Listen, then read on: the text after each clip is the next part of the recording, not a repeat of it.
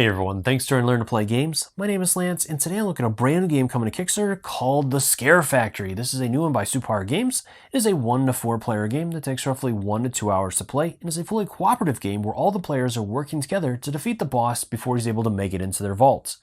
In the game itself, you have not lived a very good life, and so have been condemned to the netherworlds for eternity. You've also been chosen as a brand new employee of the Scare Factory, which is rated one of the worst jobs in the netherworlds. During your employment there, you're going to be working long hours to store scare, which is the energy of the netherworlds, and you'll also be focusing on trying to keep the humans out of there because they have heard of this and want to claim it for themselves. So they're going to be prowling your halls trying to find the vault to help guide their boss to that vault so he can get all the scare he wants. So throughout the game, you're going to be trying to scare these humans and decrease the boss's health to eliminate him once he comes out. If you're able to do that before he's able to reach the vault, you have won the game. Otherwise, you have lost.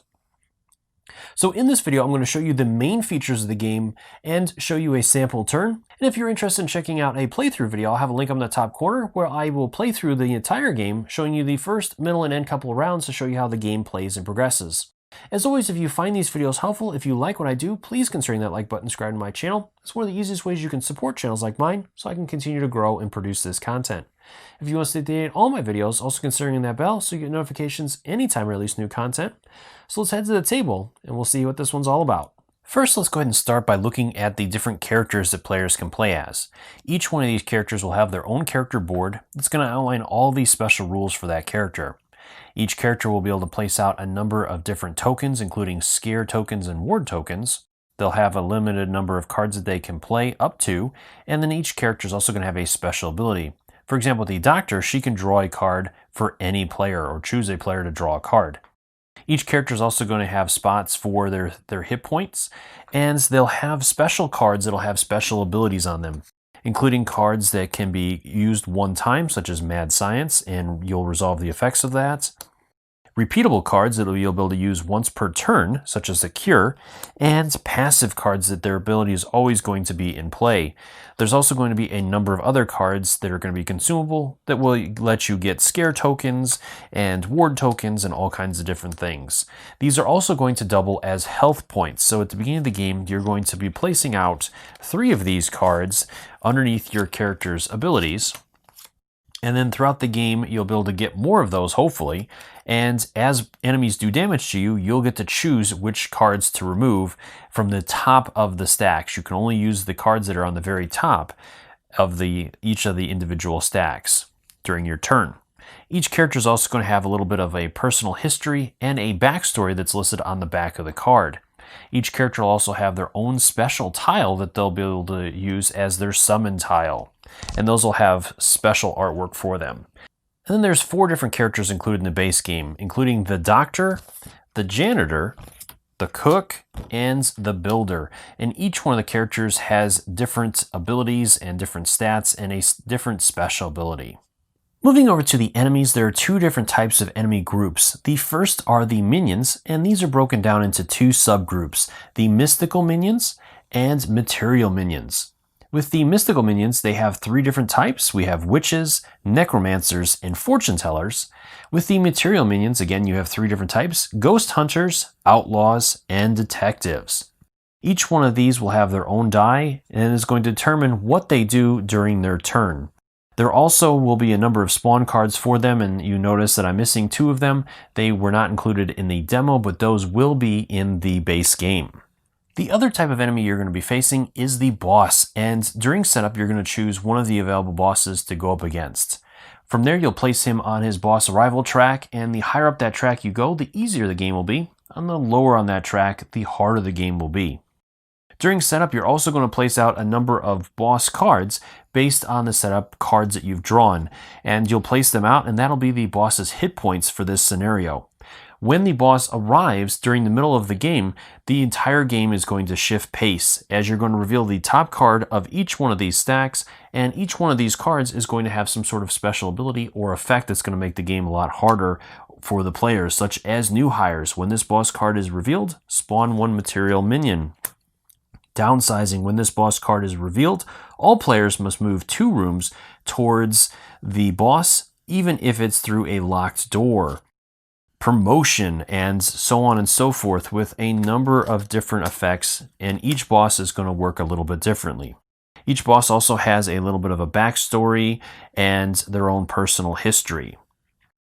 If a boss is able to reach the vault before the players are able to eliminate all of the boss's hit points, then the boss has won the game and the players have lost. Otherwise, if the players are able to defeat all of the boss's hit points, then the boss has lost the game and the players have won.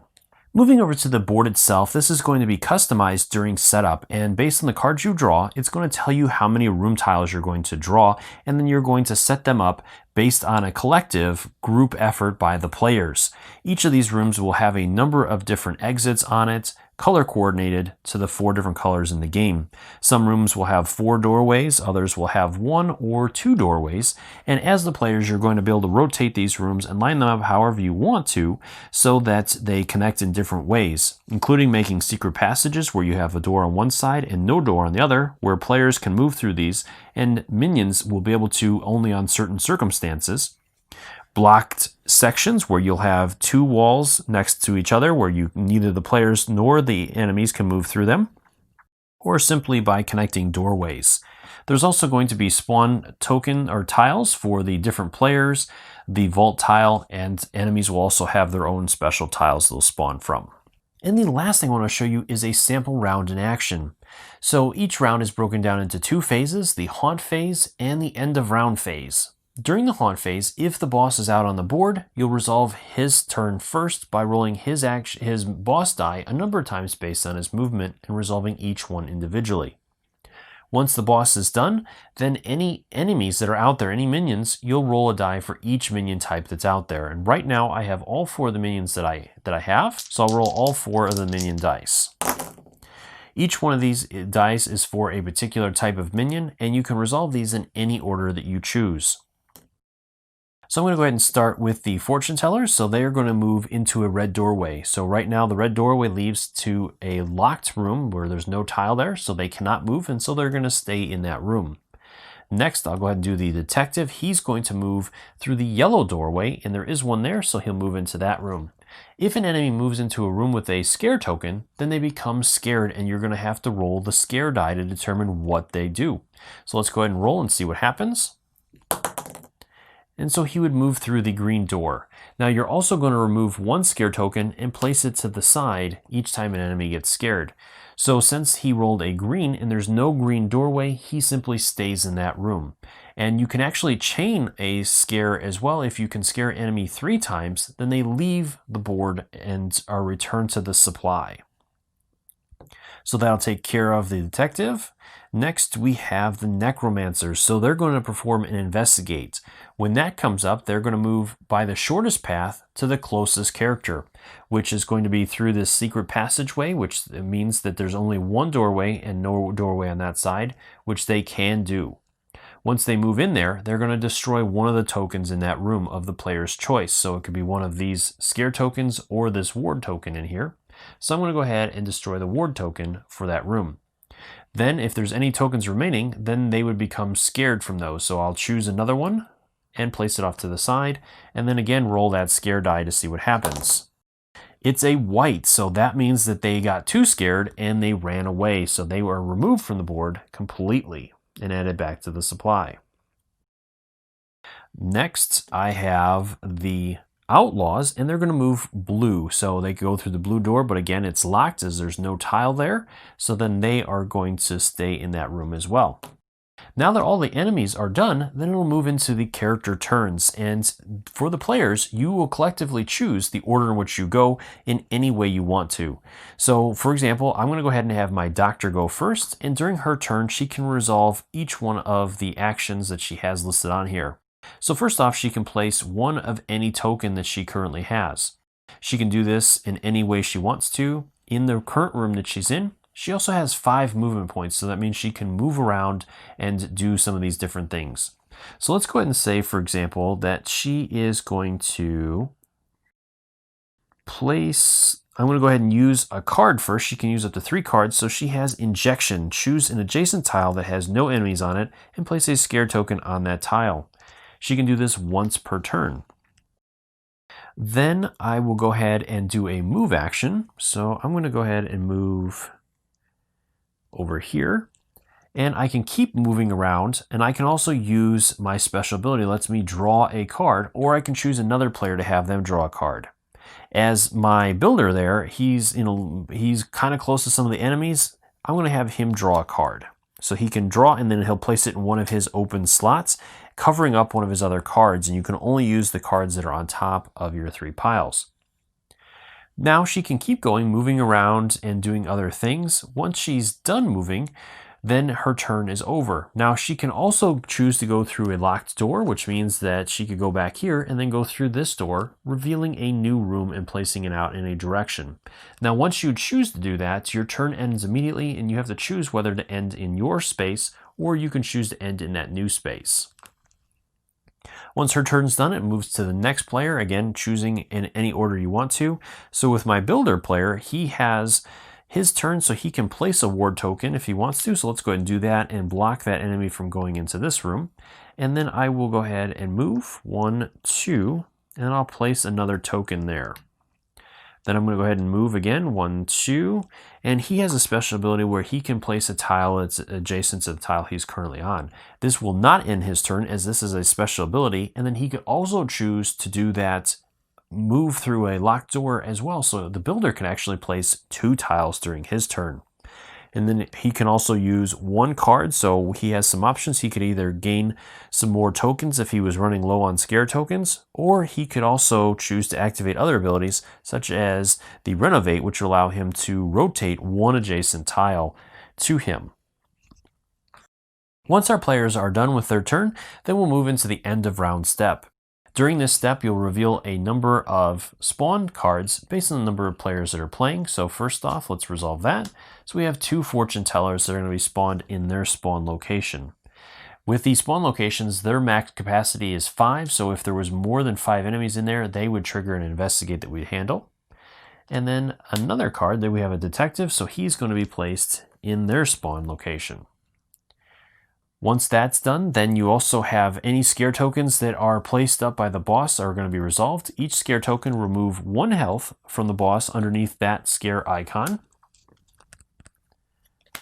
And then each player gets to, the players get to choose for each scare token that's out there, 1 player can draw 1 of their cards.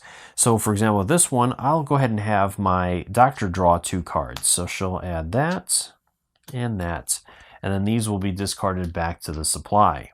And then finally, the boss is going to move 1 space forward. If he's on the last space, then he will move onto the board during the next turn. So the last thing I want to show you is with the boss. Let's go ahead and say that he came out onto his spawn. Now there's a special reaping step that takes place the first time the boss comes out on the board.